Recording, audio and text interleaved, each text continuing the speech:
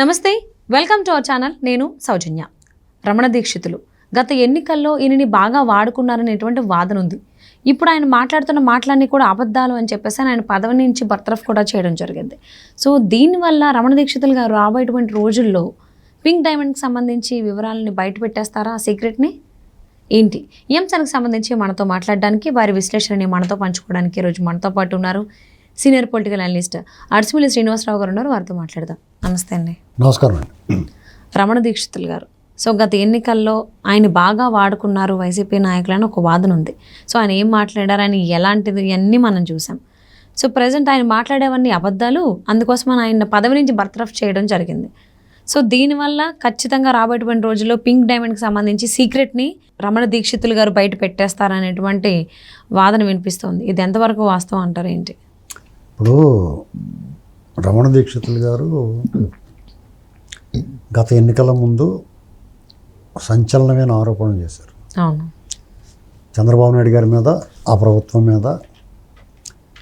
అంటే నేరుగా చంద్రబాబు నాయుడు గారిని అటాక్ చేయకపోయినా ఇంచుమించు అదే అర్థం వచ్చేలాగా మాట్లాడి వివాదాలకు కారణమయ్యాడైనా చాలా దారుణమైన ఆరోపణలు చేశారు చంద్రబాబు గారి మీద. పింక్ డైమండ్ గురించి కానీ, గుప్త నిధులు తమ కోసం ఆలయంలోనే తవ్వకాలు చేశారని కానీ ఇలాంటి మాటలు మాట్లాడారు. అంతేకాకుండా అంటే దానికి కారణం ఏంటంటే అప్పుడైనా చంద్రబాబు నాయుడు గారు జీవో తీసుకొచ్చారు. వారసత్వంగా అర్చక వృత్తిలో ఉండాల్సిన వాళ్ళు ఈయనకి రిటైర్మెంట్ ఇచ్చి వేరే వాళ్ళకి అవకాశం ఇచ్చారు. దానికి రిటైర్మెంట్ ఏంటి, దైవ సన్నిధిలో అర్చనకి రిటైర్మెంట్ ఏంటని కొంతమంది వాదించారు. దేనికైనా రిటైర్మెంట్ ఉంటుంది కదా, ఈయన ఒక్కడే వారసుడి కాదు కదా, అర్చక స్వాముల్లో వారసులు ఇంకా అనేక మంది ఉంటారు, చాలామంది ఉన్నారు. ఆ అవకాశం అర్హత ఉన్నవాళ్ళు వాళ్ళలో ఒకరికి ఇస్తారు, అంతేగాని తీసుకెళ్ళి మీకు నాకు ఎవరు కదా. ఇప్పుడు రమణ దీక్షితులు గారిని తీసేసి చంద్రబాబు నాయుడు గారి చుట్టాలకో లేకపోతే మా చుట్టాలకో మీ చుట్టాలకో ఎవరికి ఎవరు, ఆ వారసులు ఎవరైతే ఉన్నారో వాళ్ళు ఇంకొకరు కొత్త ఛాన్స్. యాక్చువల్గా అది నిజంగా మంచి పని, ఇంకొక ఆయనకి అవకాశం దక్కింది, తర్వాత మళ్ళీ వీళ్ళు వచ్చిందని మార్చేశారు. అప్పుడు ఆయన ఆ కోపంతో చాలా దారుణంగా మాట్లాడాడు, విమర్శ చేశాడు. ఆయన ఎందుకో చంద్రబాబు నాయుడు గారు అంటే అంత హితోగా ఉండేవాడు కాదు. ఆయన రాజశేఖర రెడ్డి గారు అంటే ప్రేమ, ఆయన క్రిస్టియన్ అయినా కానీ ఇలాంటి పాపాలు అలా పోగొడుతూ ఉంటాయండి. ఉత్తు పుణ్యాన్ని లేని విషయాల్ని ఆయన ప్రచారం చేశాడు, అసత్య ప్రచారం చేశాడు. ఆ స్థాయిలో ఉన్న స్వాములు అంటే మనందరం వెంకటేశ్వర స్వామిని ఎలాగైతే ప్రేమిస్తాం, ఆరాధిస్తాం, గౌరవిస్తాం, పూజిస్తాం, భక్తి పార్వశ్యంలో మునిగిపోతాం, అంతే గౌరవము, భక్తి భావన ఈయన పట్ల కూడా ఉంటుంది మనకి. అంటే కలియుగ వైకుంఠం శ్రీ వెంకటేశ్వర స్వామి, ఆయన దగ్గర నిత్యం ఆయన సమక్షంలో గడిపే అవకాశం ఆయనకి. మనం ఒక 2-3 సెకండ్ల కన్నా ఎక్కువ ఉండలేము, నడు అని తోసేస్తారు. ఆయన ఆ స్వామివారిని ఆపాదమస్తకం అంటే పైనుంచి కింద వరకు కూడా స్పృశించి, స్పర్శించి, అర్చించే భాగ్యం ఆయనకు ఉంది. అంత భాగ్యం కదా, భాగ్యశాలి ఆయన. అటువంటి రమణ దీక్షితులు గారికి ఆ అవకాశం భగవంతుడే స్వయంగా తన దగ్గర తన సమక్షంలో గడిపే అవకాశం కల్పించాడు. ఎంతో పుణ్యం చేసుకుంటే తప్ప ఆ అవకాశం రాదు. అటువంటి వ్యక్తులు ఎంత బాధ్యతగా ఉండాలి. తన నోట్లోంచి మాట్లాడే మాటల వల్ల ఆ క్షేత్రానికి కానీ, ఆ దైవానికి కానీ, అసలు ఆ సమాజం, హిందూ మతానికి కానీ, భక్తుల మనోభావాలకు కానీ, వాళ్ళ నమ్మకం మీద కానీ దెబ్బ కొట్టకూడదు. ఎంత పాపాలు చేసిన వాడికి ఏం అవ్వట్లేదు రా, దేవుడు లేడేమో రా అనుకోకూడదు. అంతే కదా. అక్కడ అపచారాలు చేసినా ఏం జరిగినా నోరు మూసి కూరుకుని తర్వాత మాట్లాడలేదు అనుకోండి, అది నమ్మకం పోద్ది కదా ఎవరికన్నా. ఇప్పుడు అదే జరుగుతుంది ఇక్కడ అంతా. ఈయన అప్పుడు మెడ్రాస్ వెళ్ళి, అప్పుడు చంద్రబాబు నాయుడు గారు గవర్నమెంట్లో ఉండే మెడ్రాస్ వెళ్ళి అక్కడి నుంచి ప్రెస్ మీట్ పెట్టాడు. ఆ పక్కన అన్యమతస్తుని కూర్చోబెట్టుకున్నాడు. ఇలాంటి చాలా చేశాడు ఆయన. ఇప్పుడు మళ్ళీ జగన్మోహన్ రెడ్డి గారు వచ్చిన తర్వాత, జగన్మోహన్ రెడ్డి గారు పని అయిపోయిన తర్వాత పని చూసుకోమన్నాడు ఆయన. వాళ్ళు సహజంగానే అంటారు. ఇప్పుడు అక్కడ పేనుకి పెత్తనం ఎత్తే తలంతా గొరుగు పెట్టింది అన్నట్టుగా ఈయన చంద్రబాబు నాయుడు గారిని విమర్శించాడు కదా అని వాళ్ళు ఈయనకి ఏదో అవకాశం ఇచ్చినా కానీ అంతవరకు చూస్తారు.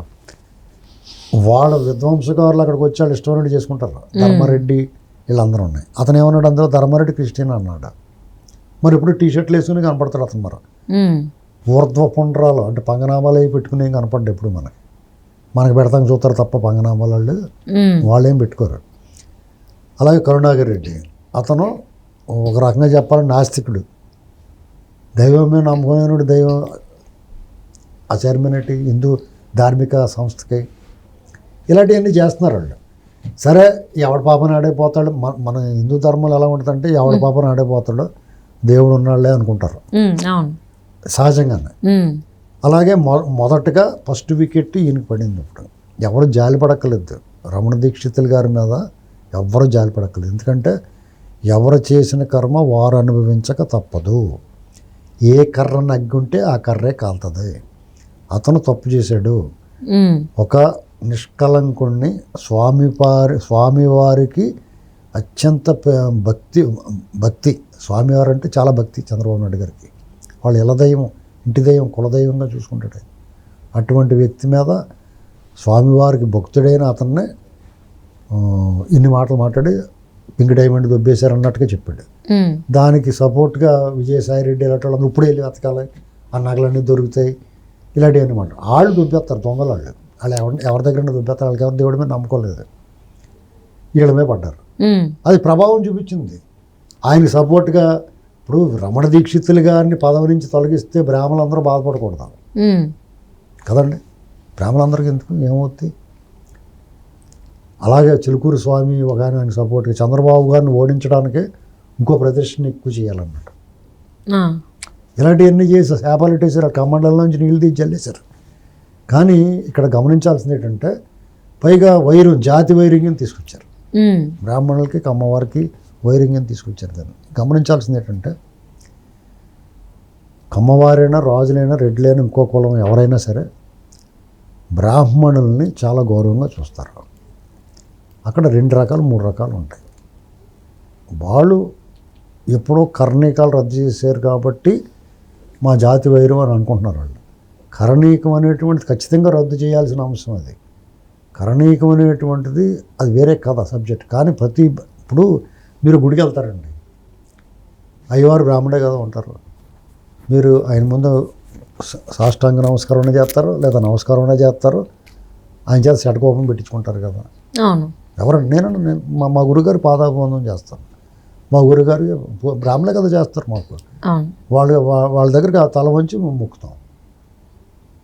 మరి ఎందుకు వైరం వస్తుంది అంటే కొంతమంది ఈ దోమాడ కారణం అని ఉంటారు. అంటే ఇద్దరి మధ్య పుల్లలు పెట్టేసి లింకులు పెట్టేసి వాళ్ళు బతుకుతూ ఉంటారు. అలాగే ప్రతి కులంలోనూ అటువంటి వాళ్ళు ఉంటారు. వాళ్ళని తొలగించాడు ఎన్టీఆర్ గారు. దానికి ఇలాగ మొత్తం కులాల మీద ఆపాదించి శత్రుత్వం పెంచుకోవాల్సిన అవసరం, అదొక పాయింట్.